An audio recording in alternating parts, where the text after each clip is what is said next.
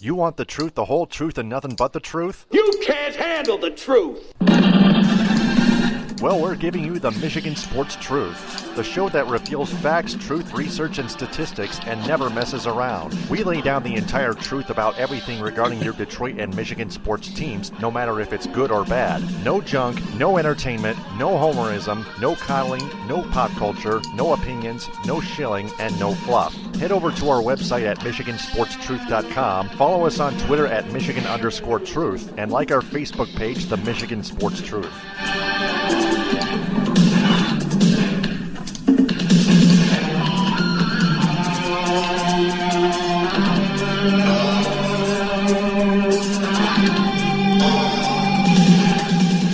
The hosts of the Michigan Sports Truth podcast do not take any suggestions or criticism from any member of its audience on how it should be run. It is up to the host to decide what they want to cover. They also do not intend to be any amount of popular in any way, shape, form, or fashion. Additionally, the views of the audience, right or wrong, do not reflect the actual truth revealed on this program. And a pleasant Memorial Day to you all, truth seekers.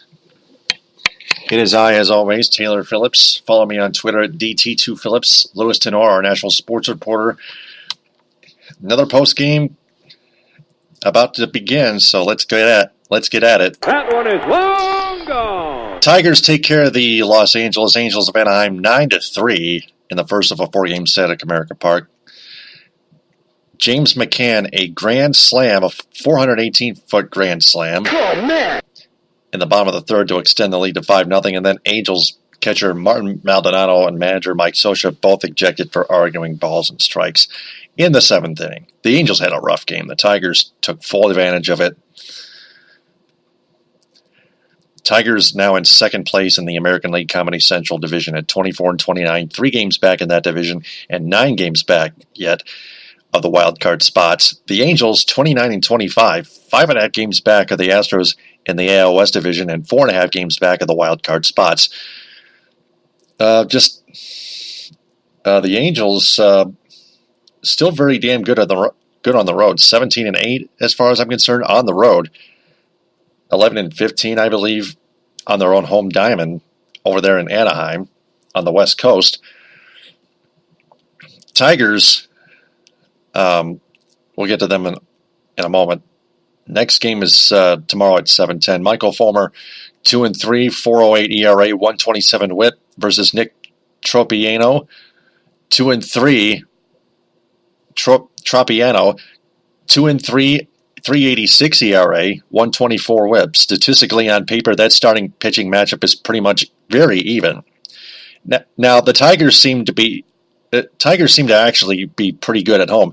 They've now won 3 out of their last 4, which may draw more fans in, which is understandable, but they take it for granted so quickly. Their record at home thus far right now is 19-11, the Tigers, while on the road they are 9-18, which is pretty bad. Their home field at Comerica Park as of this very moment is the only thing that will save them from sinking all the way down to the bottom like the Titanic. They will play easy and hard teams all season long, whether it's on home diamond or road diamond, and that's just the way it goes. They probably won't tank, unfortunately, which may let Chris Ilitch make his own decision with his ownership of the team. Yet, on the other hand, Slappy fans can believe only with their own high hopes, just like a bunch of reckless kids, that their team is unstoppable, like Fox Sports Detroit believes with their stupid copyright-protected songs, which actually suck by all means. But this team, like we've stated so many times, is in rebuild mode. You cannot have high hopes about your team when they are rebuilding with young talent. Their era of failed greatness is already over without a World Series ring, and they still haven't won one since '84, the year I was born, personally. And they now have an over-the-hill manager in Ron Gardenhire, who's constantly pushing the wrong in-game decision buttons while simultaneously mentoring that young talent for the next 3 years, including this year, just like Jim Leyland used to push those wrong buttons with in-game decisions in his managerial era with the ball club. For the Angels, they've lost 2 straight, but I believe they can bounce back at some point. So, That's all the truth I have for tonight. Now it's time for Louis Tenore's National Sports Report. Hang on a second. It's now time for the National Sports Report with Louis Tenore. Now. All right. Well, before we begin with the usual scores and stuff, I just want to point out, of course, that hockey fans, this is the moment we've been waiting for, as Game 1 of the Stanley Cup Final Series is about to begin. They're just doing the pregame warm-up right now, and in about, 15 minutes or so, the puck will drop between the Washington Capitals and the surprising Golden Knights of Vegas. This is Game 1 tonight, and Game 2, of course, will be on Wednesday night at 8 o'clock. I just like to throw that in. And a quick game 7 tonight between the Golden State Warriors and excuse me, between the Golden State Warriors and the Houston Rockets. This is it, Game 7, winner take all, do or die. And one more note is Yale beat Duke in the men's lacrosse final this afternoon, 13-11. Okay, but it's going to ask me, why should I care? Well, I have personal interest in that because I had a cousin who graduated from Yale. So I thought I'd put that in for also his sake as well. All right. So now we'll go to the scores for MLB, and they go like this. The Astros beat the Yankees today 5-1. Former Tiger Verlander got the win, and German got the loss. Well, this game is finally over. The Rays over the Athletics in a pitcher's duel, if you like that kind of game, 1-0. Wendell got the win, Duffy got the loss, and Robertson got the save. In a delay right now, we have the Giants and the Rockies that hopefully will be being picked up soon. And Game 2 of the Mets-Braves is also in a delay. Probably rain. But we got rain here, so why not? Not surprised at all. We're going to be heading to the top of the 4th inning between the Twins and the Royals. And right now, they are scoreless. Jay, Mansfield, and Mostakis, a.k.a. Moose, are due up. Moose. The Nationals blanked the Orioles 6-0 today. Gonzalez got the win and Cobb got the loss. That's the other Subway Series. The Red Sox beat the Goofy Blue Jays 8-3. Price got the win and Sanchez got the loss. I guess in this case the price was right. Ooh, okay. Also, most of these games were actually done earlier today. So, if you're wondering how this is, As we mentioned, Tigers over the Angels 9-3. Boyd got the win and Skaggs got the loss. Boyd pitched 5 shutout innings. I'm impressed. Wow. Sickening. Yeah. In Game 1, the Braves over the Mets 4-3. Carlisle got the win and Lugo got the loss. And the Mets were actually winning that game throughout until the bottom of the ninth. Oh, well. Cubs over the Pirates in a 7-0 rout. Montgomery got the win and Kroll got the loss. Brewers over the Cardinals 8-3. Shooter got the win and Weaver got the loss. Indians over White Sox 9-6. Klutchko got the win and Laughlin got the loss. That game just ended just a few minutes ago. Mariners edged the Rangers 2-1. Gonzalez got the win, Pfister got the loss, and Diaz got the save. The Marlins over the Padres 7-2. Smith got the win, and Lauer got the loss. D-backs over the Reds 12-5. Koch got the loss, and Wink got the win, and Bailey got the loss. And just one other game coming up momentarily, as the Phillies will take on the Dodgers. Esquales and Stewart are your probable pitchers for this evening's game. Alrighty, so We've taken care of that. Now, let's take care of the standings. And they go like this. Leading up, as we always do in the American League East, it runs down like this. The Red Sox, thanks to today's win, are now at 37-17 and have a 2-game lead over the Yankees at 33-17. Time to panic? Of course not. The Reds are all down the sewer as the Rays are 26-10 back. The Blue Jays 12 back at 25-29, and the Orioles ended as the cellar dwellers at 17-37 and 20 back. That's only May 28th. My goodness. Okay. In the tragic comedy that we call the AL Central, it reads like this. The Indians are 27-25, have a 3.5-game lead over the Tigers at 24-29. Twins 21-27, 4 back. Royals 18-35, 9.5 back. And the White Sox 16-35, 10.5 back. In the West, Astros 35-20. 1 game ahead of the Mariners, 33-20. The Angels 5.5 back at 29-25.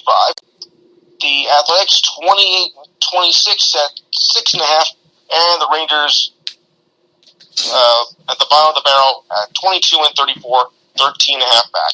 At least the West is looking a little bit better than they did like a few weeks ago. Okay, National League. Well, with a tight race for the most part. The Braves are back in front at 31-21. The Phillies are just a game out at 29-21.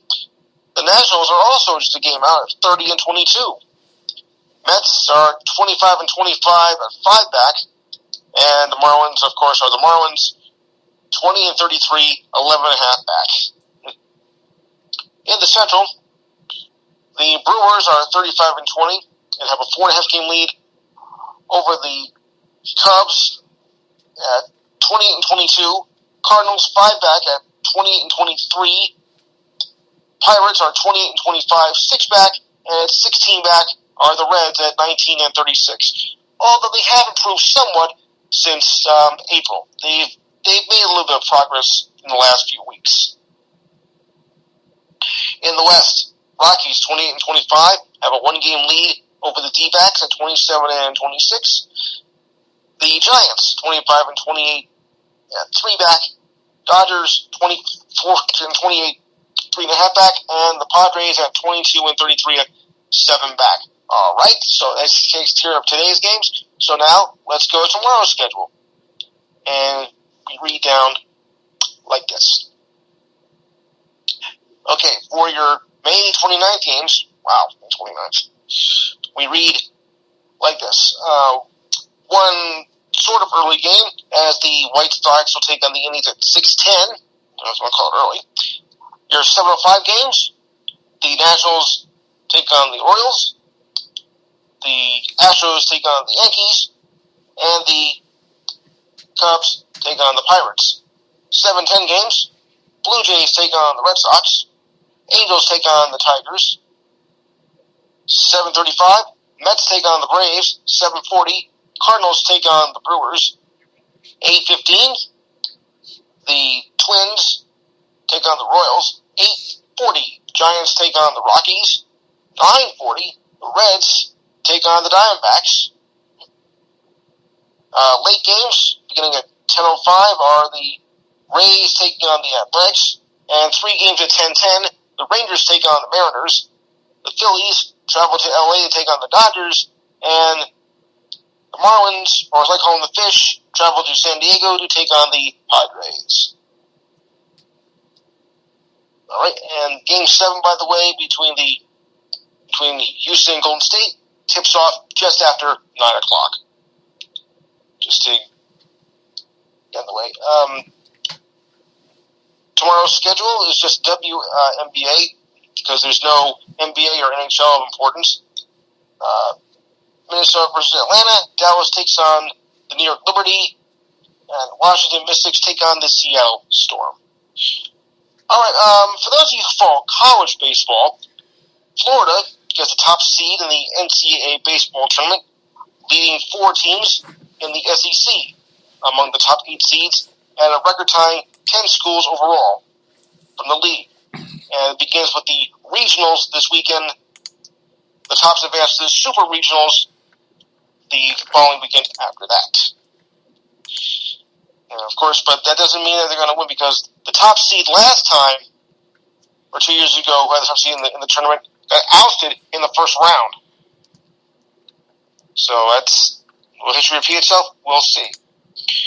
Well, the Celtics could have used Kyrie Irving last night, but he was forced to miss last night's Game 7 as he was recovering from a deviated septum nasal surgery. That, according to President of Team Basketball Operations Danny Ainge, following the team's exit interviews. Irving's agent, Jeff Wexler, told ESPN, Jackie McCollum, that he was not able to attend the game because he was not able to fly after the surgery. Irving had suffered a face fracture in November that forced him to wear a mask throughout the season, and they could have used him last night. Very low scoring game. To be honest, I was expecting a little bit more offense. Warriors are going to have to do without Andre Iguodala tonight, as he will miss Game 7, and he's still brought up with the leg contusion that he suffered in Game 3 as he got tangled up with James Harden. And the announcement was made this morning by Coach Steve Kerr. Continuing on down the line. Yes. Auto racing news. Kyle Busch wins the Coca-Cola 600 and made history by becoming the first driver in the modern era to earn points at every NASCAR track event on the schedule. He also led 337 of the 400 laps. Martin Truex Jr. was second at 4 seconds behind. Just 2 years ago, he led, 392 of 400 laps for a NASCAR record.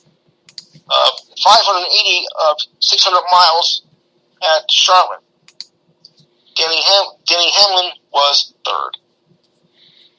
I have more details about that race coming up, and it's not all pretty ugly. As Kevin Harvick hit the wall at lap 83 in that race last night. He wasn't injured seriously. In fact, he wasn't injured much at all, but he trailed Sparks along the track and into the garage where he was headed after the accident. But thankfully, there was no serious injuries reported by him or any of the other drivers. But still, hitting the wall, at that stage, knocks you right out. And Danica Patrick says goodbye to the racing world and has a lackluster finish as she crashed as well. Sorry to hear about that, Danica. But if you ask me, I think maybe the time is right for her to retire.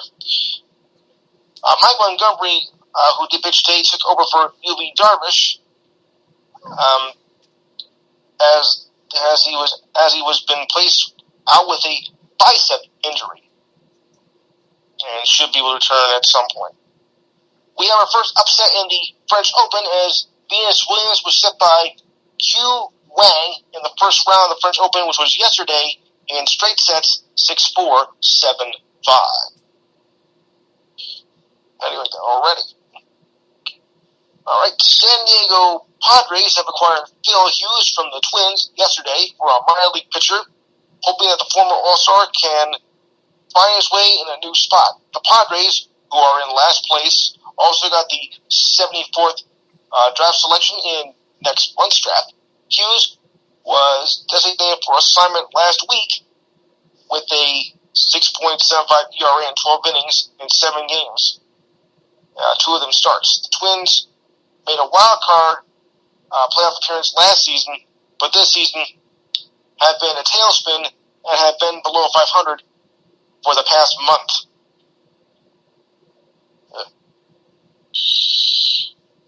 Sad news to report. A young basketball prospect from North Carolina collapsed on the court and died over the weekend. His name was James Hampton.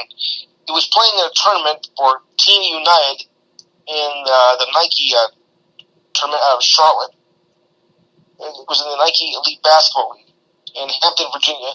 Team director Jacoby Davis told the Charlotte Observer that Hampton had suffered in the past with seizures and was running in turn to say something to an official on the game Saturday night, and it collapsed in the second half.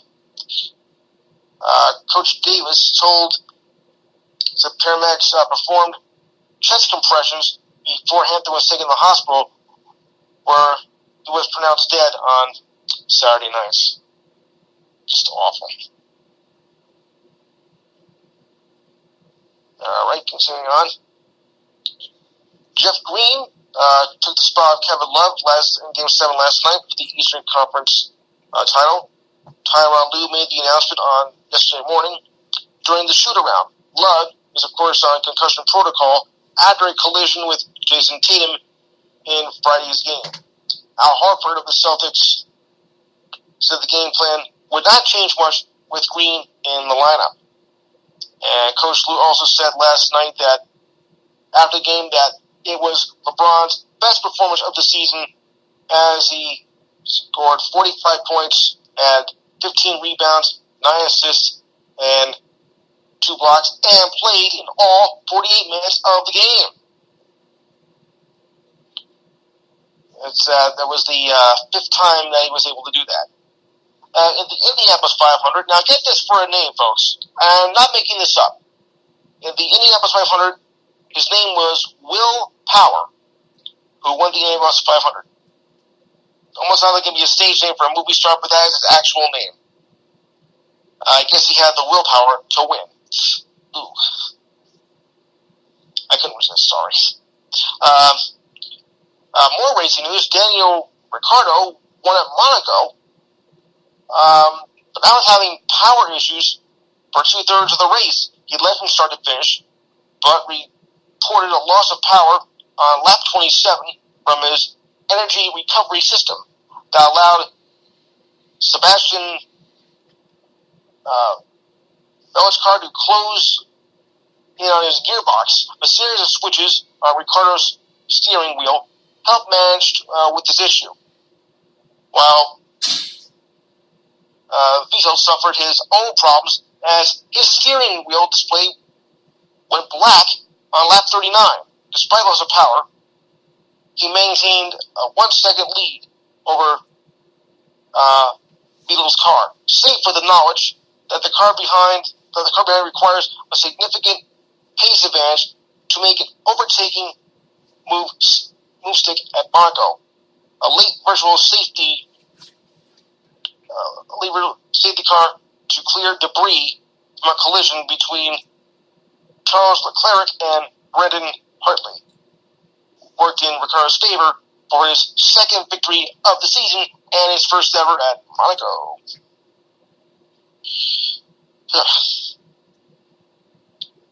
Incidentally, more information on Darvish's injury. It was with a right tricep tendonitis. MRI, I believe, has now been taken care of and will start back soon, but there is no word on when that next start will be. But it shouldn't be too long. All right, despite the blowout loss to the Warriors, James Harden says he's still confident for the Rockets' victory tonight at home. However, the status on Chris Paul has now been declared he will not play. Well, it's a game-time decision, and it's still very much in doubt from his right hamstring injury at the end of Game 5. Better safe than sorry.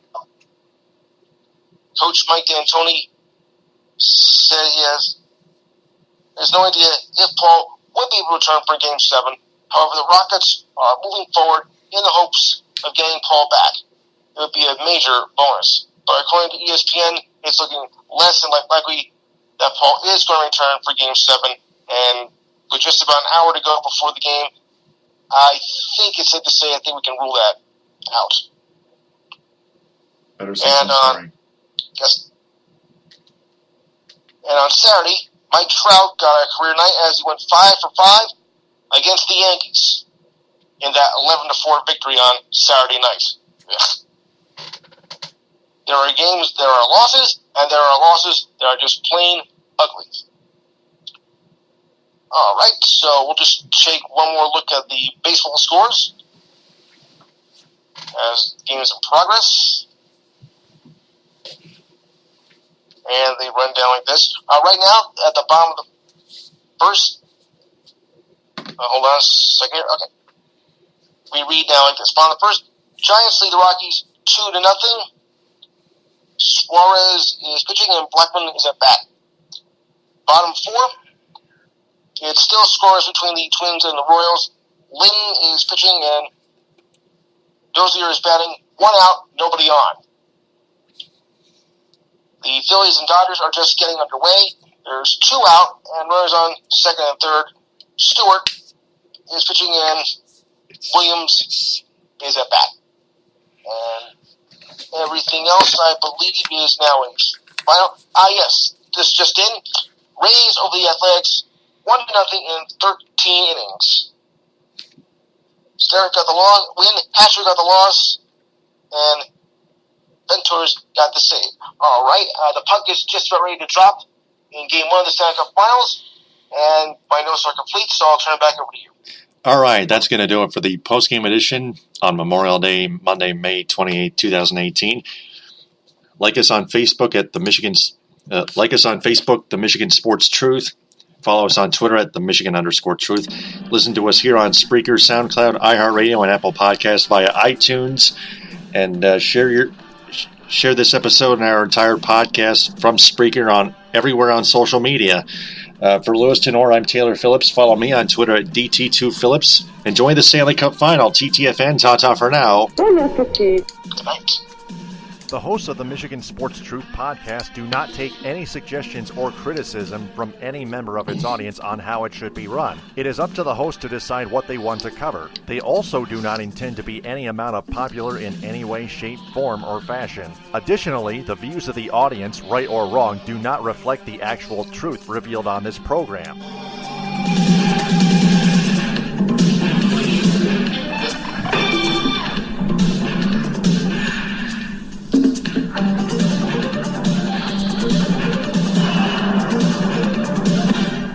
Mission complete.